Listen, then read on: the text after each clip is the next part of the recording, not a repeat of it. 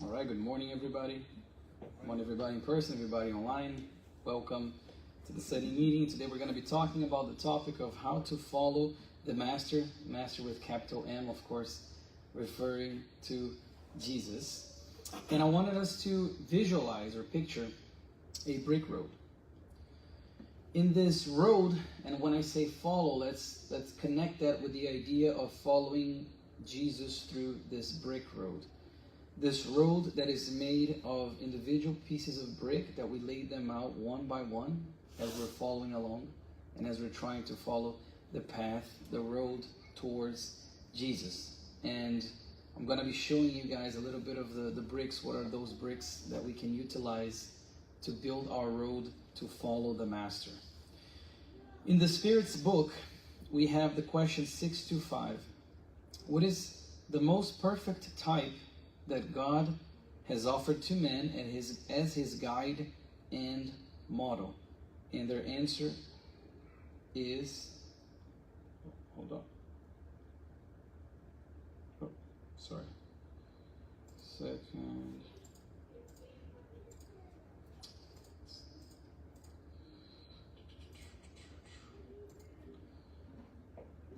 Their answer is, now we're going to go, Jesus. That's it. It's one word. They say Jesus is the type of the moral perfection to which man may attain upon this earth. This is like a post answer, So they said Jesus, and then there's this explanation about how God offers him to our thoughts, as our most perfect model of the doctrine taught by him. And he's the purest expression of the divine law. So if we have somebody to follow, if we want to have a guide, that guide is Jesus, the Master. But what are the challenges then associated with following the Master's footsteps? Why did so many people throughout thousands of years now have tried to follow Jesus and stumbled, failed, didn't prevail? What are some of those challenges? And if we want to follow Jesus, what are some of the challenges that we face? What are some of the things that he said, that he tried to teach us, that we're still trying to grasp, we still are trying to learn? How many people have, especially in the time that he walked this earth so long ago, tried to follow him, but for some reason or another, they couldn't. They had the time. They often had the means. They had the intention of embracing the good news with capital G and capital N, but they couldn't, and they didn't for some reason. Why is it so difficult? Why is it so difficult? And do we have the necessary courage then to follow Jesus? And I put the word courage there because if we think of back when the time, when the Bible was written, when the apostles roamed the earth and Jesus was here, it took a lot of courage for them to be able to forfeit a lot of the traditions of their times. A lot of the things that they had to give up in order to embrace all of that Jesus was trying to teach them and show them.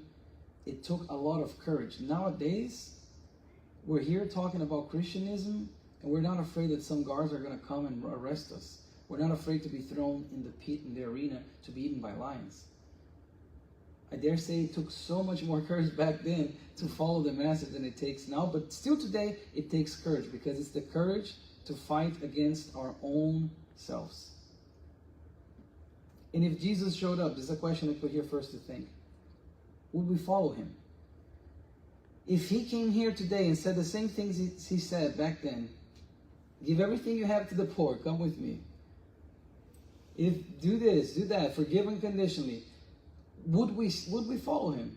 Would we follow somebody that was coming with these new ideas? Back then were new ideas in a very different way, in a very different light. Would we follow him? That's something I want each of you guys to think about to yourselves.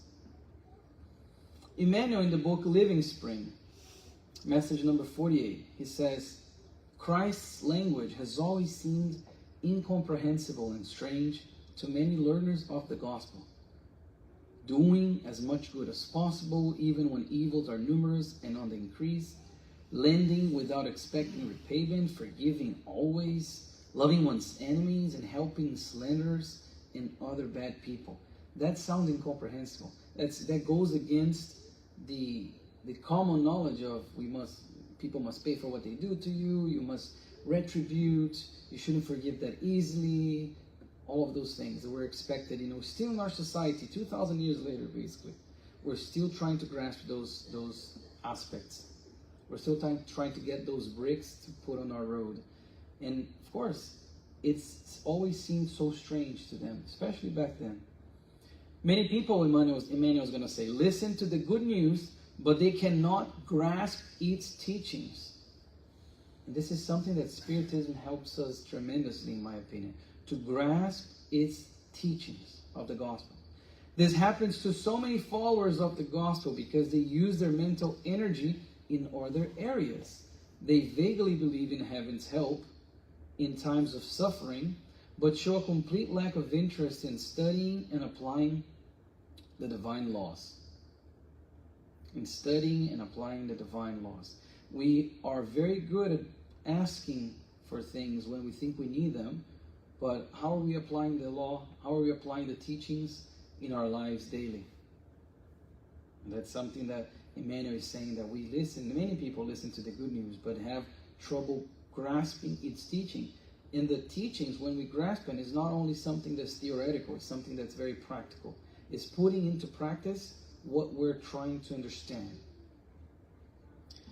There's going to be a few different books that I'm going to bring here. Most of them we unfortunately don't have in English.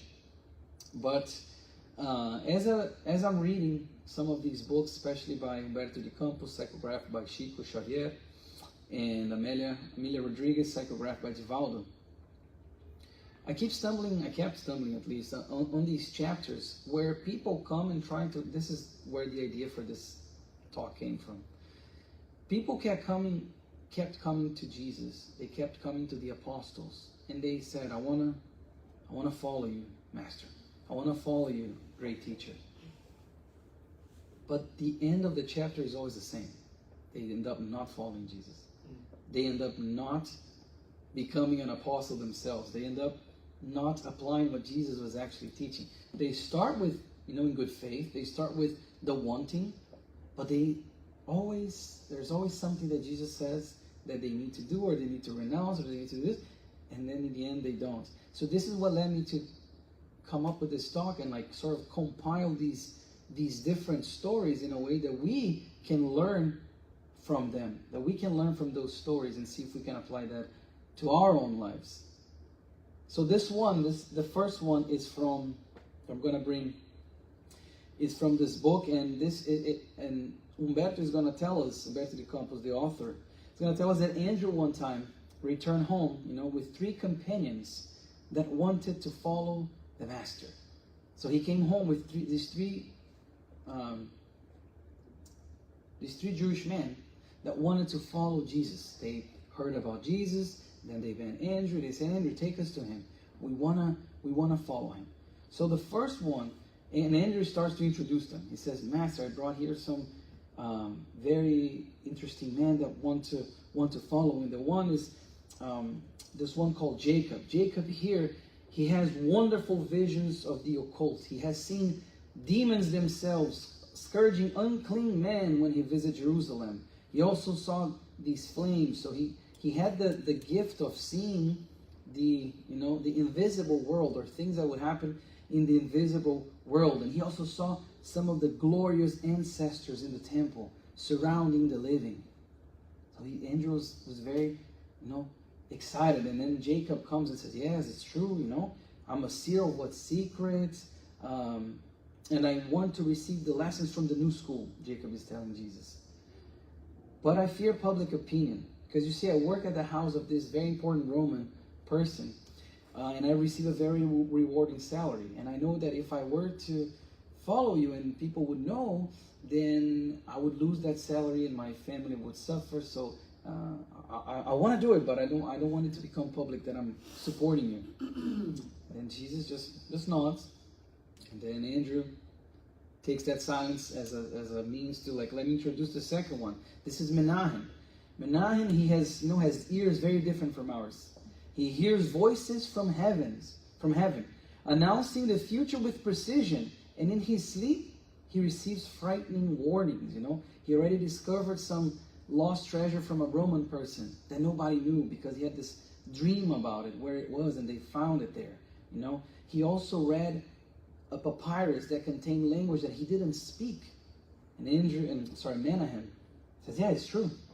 I can do all those things. I really hear voices from heaven and solve these mysteries, and all of that. But my father-in-law, Ephraim, he's very rich, and he's a powerful perfume merchant. He's about to pass away to rest upon, with our other ancestors. And he's going to grant me this great fortune.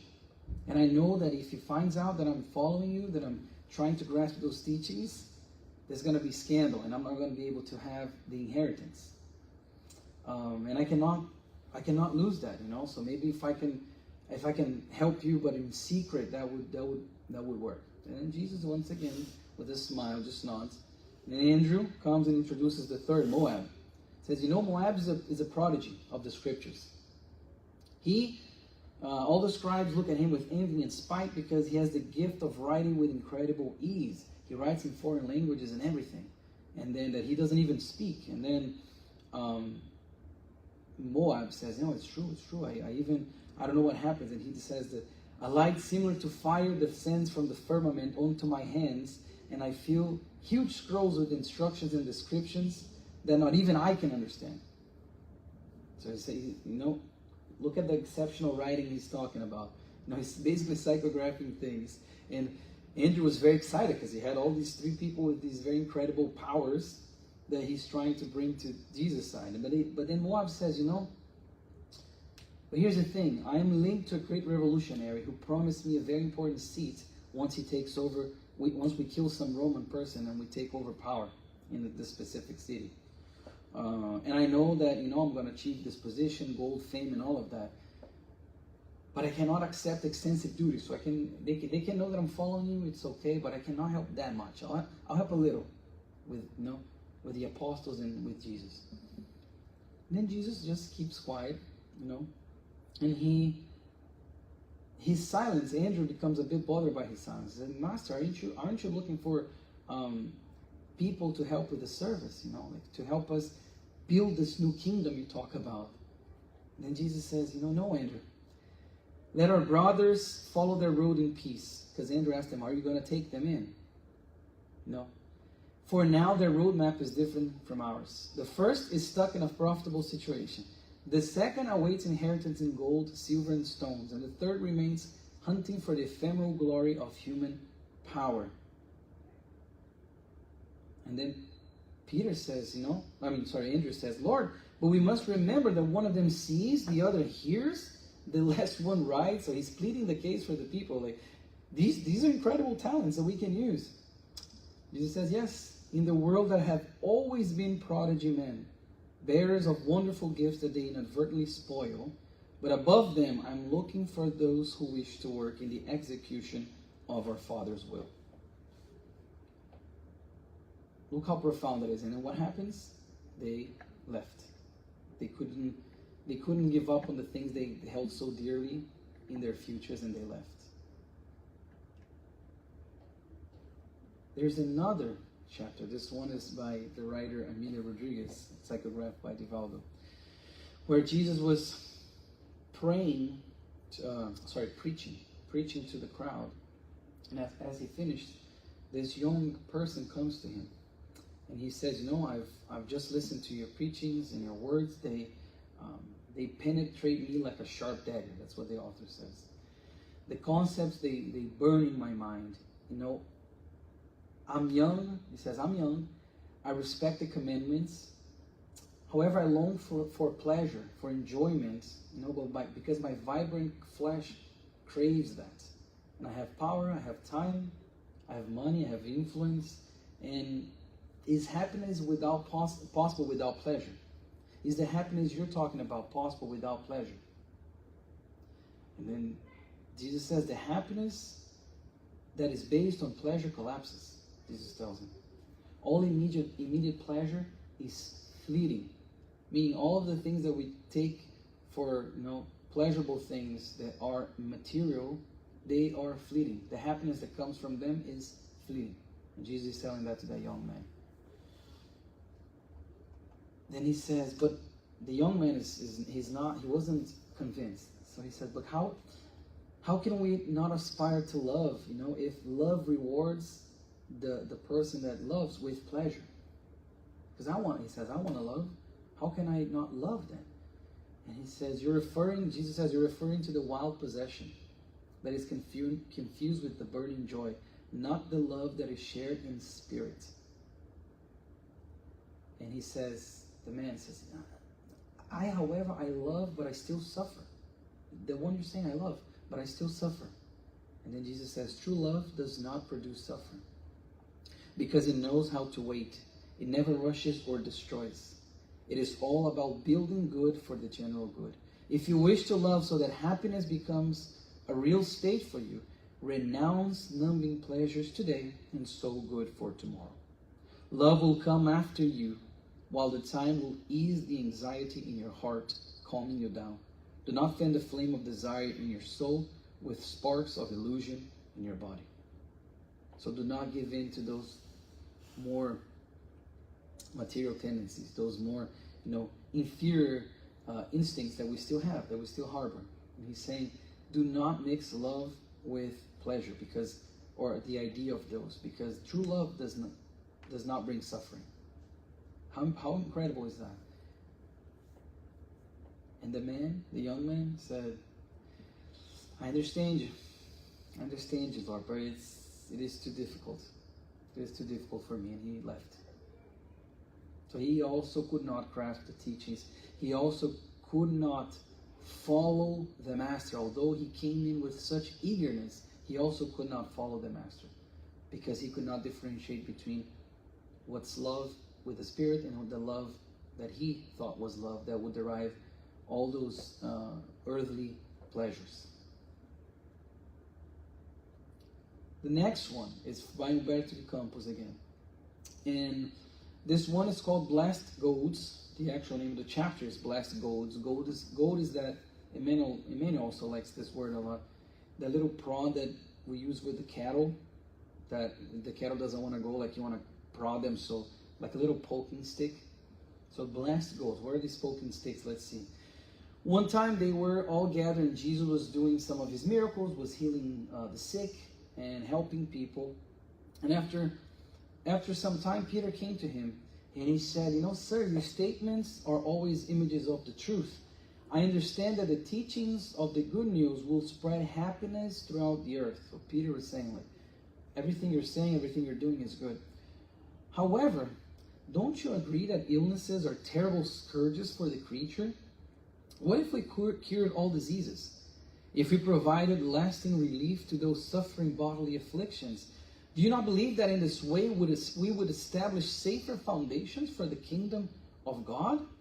And Philip even jumps in. It is not easy when physical suffering bothers us. It is almost impossible to meditate on the problems of the soul if the flesh remains afflicted with ailments.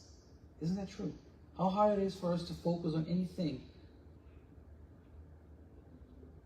when the flesh is sick, when we are in pain, physical pain. So they were saying, it's hard, like the kingdom of the God is great, but it's hard to focus on the issues of the soul when the flesh is, when the material body is suffering so much. Jesus allowed, some serenity to reign according to the author, and then he said, tomorrow, instead of preaching, because he always used to preach and then he would heal some people, or some people would say would be healed, not even changing the subject there.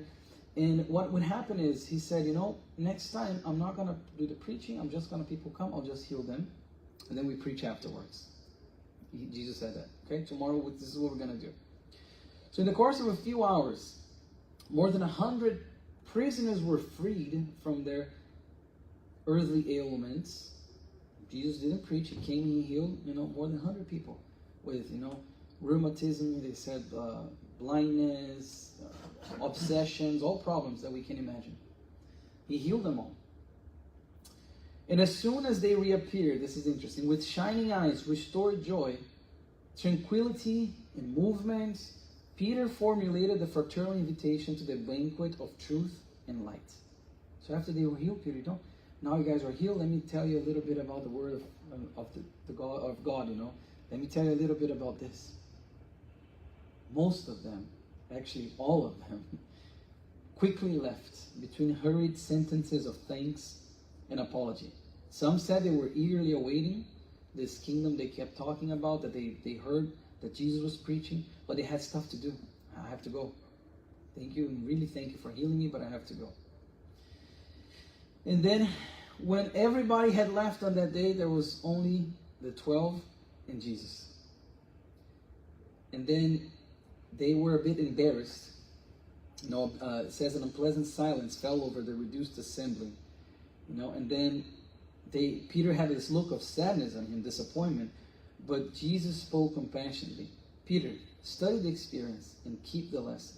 Let us alleviate pain, but let us not forget that suffering is man's own creation, helping him for the higher life. The sick flesh is medicine for the poisoned spirit. Without the blessed sting of bodily infirmity, it is almost impossible to guide the human herd from the quagmire of earth to the heights of paradise. So Jesus was basically showing how the sickness, how the problems of the flesh are part of the journey. They are part of what's important for us to look at the spirits, because they had the same idea that a lot of us can have, which is it's so hard to focus on these things. It's so hard to read a book, to study Spiritism when I'm suffering from a bad leg, when I have the pain in my neck, when I have all of this. Saying right here is the man's own creation. The suffering, in a way, is this blessed gold, and that's why the chapter is called the blessed golds. So to follow the master in this situation, we can take from this is to avoid transforming pain into suffering, and then understand that these pains are blessed golds in our own path to the true elevation.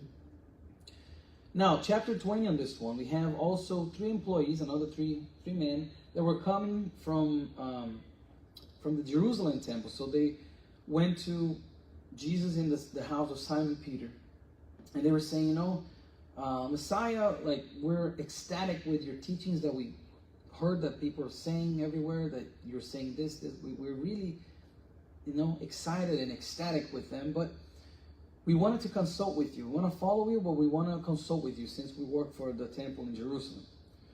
They said, we have a lot of enemies there. So we want to know what you think we should do with these people that there are enemies there. And then Jesus says, firstly we need to consider our adversaries as instructors. Because the enemy, he says, the enemy sees the shadow in us that the friend refuses to see. And with that shadow, we can then work on illuminating our light in that shadow. That's what it says here in this chapter. Just like iron, he makes an analogy. Just like iron, which after patiently suffering the heat of the forge, still endures the blows of the mallet with humble dignity in order to adapt to the utility and beauty that it was created. And then they seem to understand, but they're like, okay. And then they started to ask these quick questions, one by one. Said, sir, but what if we're insulted? What if we're insulted by these enemies? Then Jesus says, forgive and silence. Forgiveness and silence. What if we're persecuted? The other one asked. Let us use prayer, Jesus says, in favor of those who afflict us. But Master, what if they hit us? What if they punch us, physically, attack us? He says, our intimate peace must be our asylum, and brotherly love our attitude. What response should we offer them if they persist, to slander and perversity? And he says, forgiveness is the only response they deserve, because they are very unhappy themselves. But what reaction, the last one says, what reaction should you take toward those who persecute you And then Jesus says, spiritual help is the best medicine for those who torment us. He even goes on to say, those who, like if you strike somebody with a sword, you're going to be stricken back with the same sword or something like that, until love truly prevails. What happened was, Jesus then finished by saying, it is imperative that we know how to love and educate our fellow human beings with the strength of our convictions and knowledge, so that the kingdom of God may spread throughout the world. The good news of salvation expects the saint to support the sinner, for the healthy to help the sick, for the victim to help the executioner. For this, it is essential that unconditional forgiveness, with the forgetting of all offenses, ensures the peace and the renewal of everything. So this was the lesson that Jesus tried to teach those who wanted to follow him, even from a distance, those who wanted guidance from him. And in that moment that he said that, he finished saying that, it says that a child cried in the room next to them. And Jesus went there to help this child that was crying uncontrollably. And when he came back to talk to the three men, the room was empty. They had left. Another example of those who could not follow the Master. And then in this book, Preludes to the Divine Kingdom by Amelia Rodriguez now, we have the chapter 4 where it's the talk with Nicodemus. And it's interesting because she's very poetic. I love the way she writes. And she's talking about how Nicodemus wanted to meet with Jesus. He was a secret admirer, let's say, of Jesus. And we have that nice conversation. He comes almost like in the middle of the night, a bit, not raising too much awareness, but he comes to talk to Jesus. But when he gets there, Amelia says that it's like Nicodemus heard in his heart, like this, that Jesus was saying, I have known you, Nicodemus, born Nicodemus, since long before. Like, of course, Jesus, as the great shepherd, knows all his sheep. But so he knew Nicodemus. He knew what Nicodemus wanted. And then Nicodemus starts the conversation with him, and at some point, he says, he asks Jesus, like, what must be done to enjoy, the peace with the right mind and the good heart, so I can partake in the delights of the kingdom, in the blessings of the kingdom, with capital K, that you talk about. What can I do? What must be done? And Amelia says that this question has been burning inside Nicodemus for such a long time. She says he wanted the roadmap, he wanted the script, but feared finding it. He would like to know the truth, but was afraid to know it. But in that moment he asked. He had the courage to ask. The truth, she says, the author, had been the reason for his unceasing search. But at the same time he was aware that to know it would be to die to all illusions, to bear the oppressing burden of incomprehension from others, and struggles with a firm spirit after this knowledge. He waited for the response, after which he would start to live, dying to everything he had amassed so far in life. So here we're seeing again, to follow the teachings, to follow the Master, we must not be afraid to know the truth, to know what we must do. Same thing with him. He wanted that, but he was afraid of what he would get, because to follow the Master means to die to all of that, that all of the illusions that we have, all of the ephemeral things that we search, that we seek, that we try to get, try to buy, try to achieve, try to obtain, is to die to all of those things when we follow the Master. Moreover, when we're talking about faith, there's that amazing passage of that we see, especially in the Bible, when Jesus, after healing a bunch of people, he said he wanted to pray in the top of the mount, and he said to the disciples, you guys can go ahead and go on the boat, and I'll come and join you later. Later that night, he was alone, and the boat was already at a considerable distance from the shore in that lake. And when he wanted to go with the disciples, what he did was he walked in the water right before the dawn. But when they saw a person walking on the water that late in the night, they all cried, it's a ghost. It's an apparition. They were all afraid. And then Jesus says, take courage, it is I. Don't be afraid. And then Peter replied, Lord, if it's you, tell me to come to you on the water. Here, I bolded, Lord, if it's you. Because, honestly, who else could it be going on the lake like that? Number one. So, it's interesting to see the lack of faith. Because Jesus already said, it is I. And Peter was saying, prove to me if it's you. Tell me that I'll go with you. He was lacking the faith in that moment to trust that that one was in fact Jesus that was telling them, it's me, it's okay. Because the winds were shaking the boat. It was not like a crystal clear, calm lake. And then he says, Lord, if it's you, tell me to come to you on the water. And then Jesus says, come. And this is interesting, because now his faith sort of changed, because Peter got down out of the boat, walked on the water, and came toward Jesus. So he actually walked on the water, going towards Jesus, had the faith to put his foot in the water, and then put the other foot and try to walk. So he had the faith there. But then, what happened? But when he saw the wind, he was afraid, and beginning to sink, he cried out.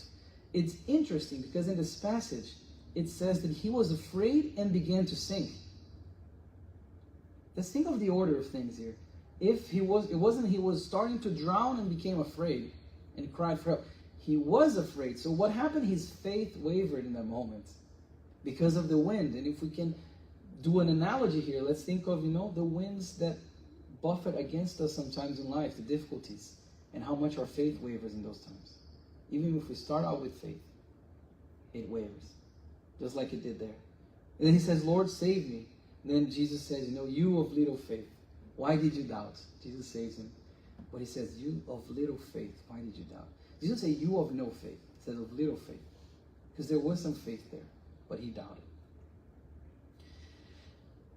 Moving on, we have this passage in Matthew 19 that said that a man came up to Jesus and asked, Teacher, what good things must I do to get eternal life? And he says, what do you ask me about what is good? There is only one who is good, If you want to enter life, keep the commandments. Which ones? You shall not murder, shall not commit adultery, you shall not steal, you shall not give false testimony. Honor your father and mother, and love your neighbor as yourself. All these I have kept, the young man said. What do I still lack? And this is in Matthew 19, but this is also in Luke 18.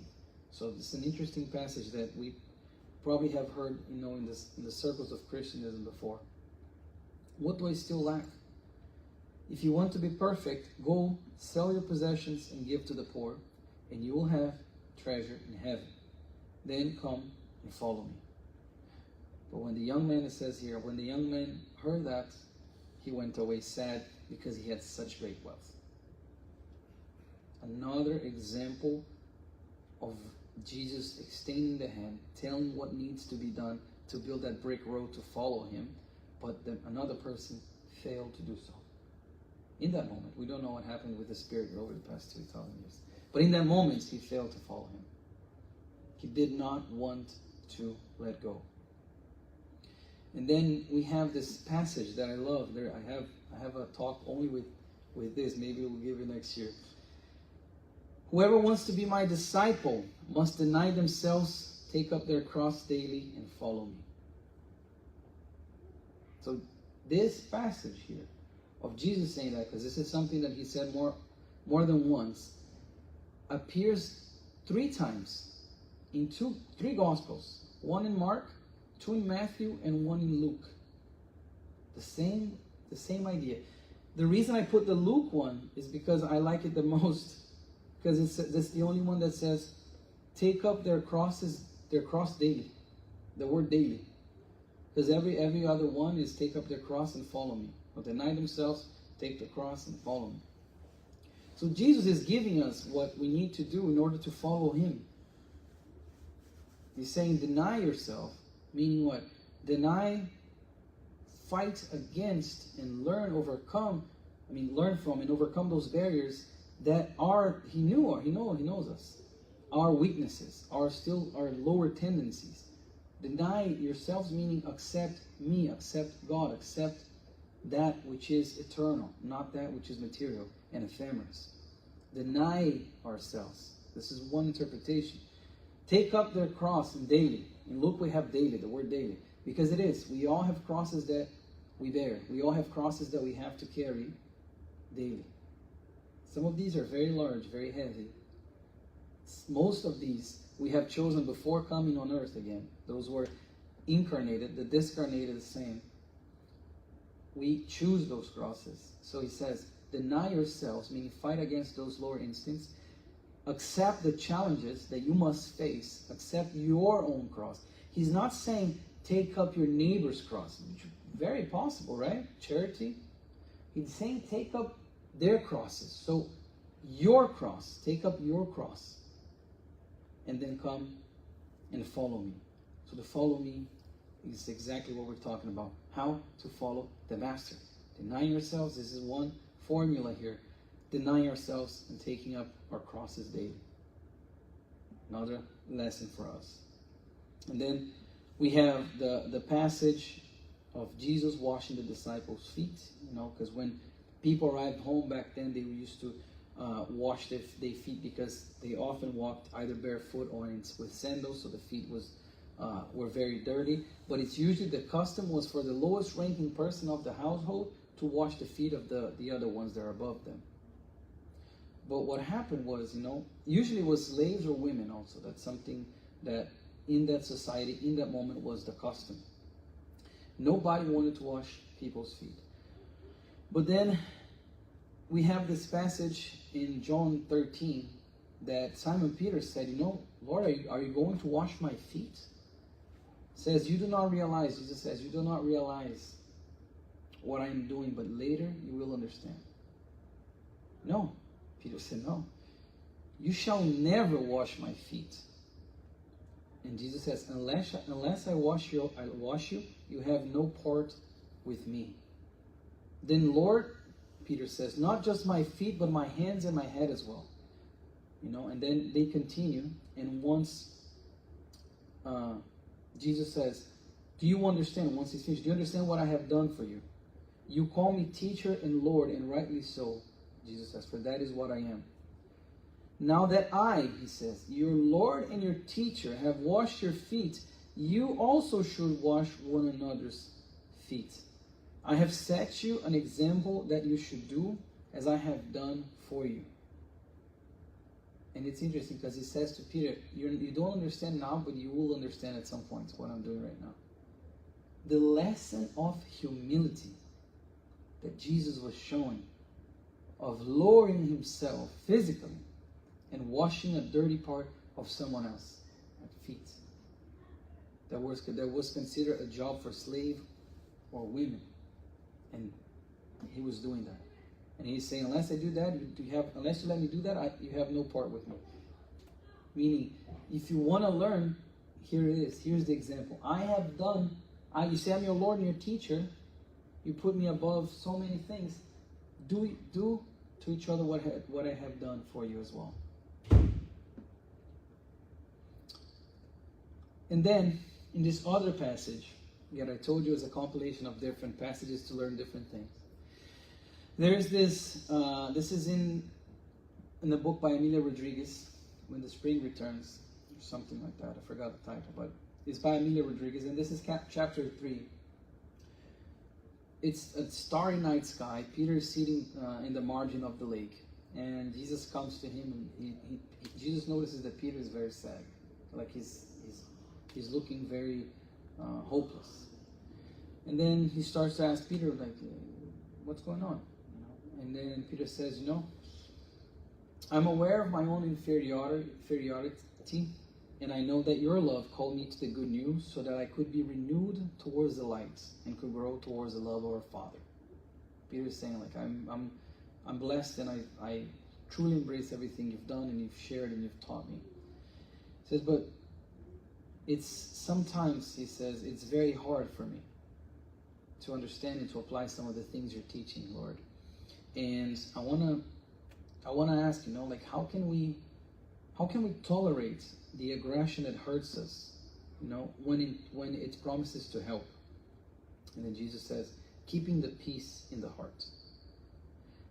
However, how can we maintain peace when we are besieged by the hypocrisy of some, by the pertinacious suspicion of others, under the severe gaze of people who are in a worse situation than ourselves? And he says, maintaining mildness in judgment. And then Peter continues, I agree that gentleness is an effective medicine. But wouldn't we expect that our companions, fond of the new light, would also exercise it in return? He's saying, wouldn't we expect that the companions, fond of the new light, meaning the apostles themselves, and those disciples, and those who were following the Master, wouldn't we expect them to exercise this mildness or this gentleness that you're talking about? And he says, Jesus says, it's necessary to understand them all and love them without demanding that they be better or worse. So love without, boundaries, love and understand them despite of what they're doing. And then Peter says, but given the impossibility of truly doing what you're saying and tolerating them, wouldn't it be better to just ignore them or distance ourselves from them? Then Jesus says, loving the good ones is reciprocation, but serving and loving those who despise us and doubt us is charity for them and happiness for ourselves.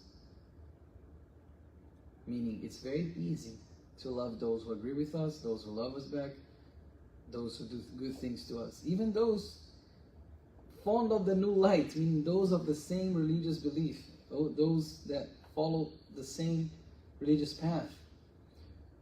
But that's reciprocation, he's saying. That's just you giving back what has been given to you. But loving those who despise us and doubt us is charity for them and happiness for us. This is another thing we must think about when we're talking about the bricks for the road. And then the book Christ's Example. This is book Living Spring. The message is Christ's Example, the name of the message, 109. Emmanuel's going to say, the divine friend knows what is in us. He knows the dark and heavy burden of our past, the difficulties of our present, full of hesitations and wrongs. Nevertheless, he lovingly holds out his hands to us. He knows us. He knows us. And Emmanuel so poetically in this message says, and I dare not paraphrase this, so I'm going to read this one. He says, he knew that usury lived with Zacchaeus, but he led him from miserliness to generosity. He knew that Mary Magdalene was possessed by evil spirits, but he renewed her for pure love. He recognized the intellectual vanity of Nicodemus, but he gave him new concepts about the grandeur and magnificence of life. He identified the weakness of Simon Peter, but little by little he installed in the disciples' heart a spiritual strength that would make him the pillar of the newly born Christianity. He saw the doubts of Thomas, but never forsook him. He knew the darkness that dwelled in Judas, but he did not deny him his affection. Above all, Jesus was concerned with providing each soul a broader vision of life and in allotting to each spirit effective resources for renewal for the good. So his example, of course, is the best road we can follow, is the best way we can try to follow the Master, because he knows us. He knows us deeply. But do we know him? Do we really have the courage to follow him? So the road to the Master, how to follow the Master, is said it's built of bricks, one by one, that we laid out with every single opportunity that we have to, and that we got from these lessons. And I put just a few of them here a few of the bricks that we learn from these messages that will lead us in this road to follow our Master, Jesus Christ. Have a blessed week. Thank you. Thank you.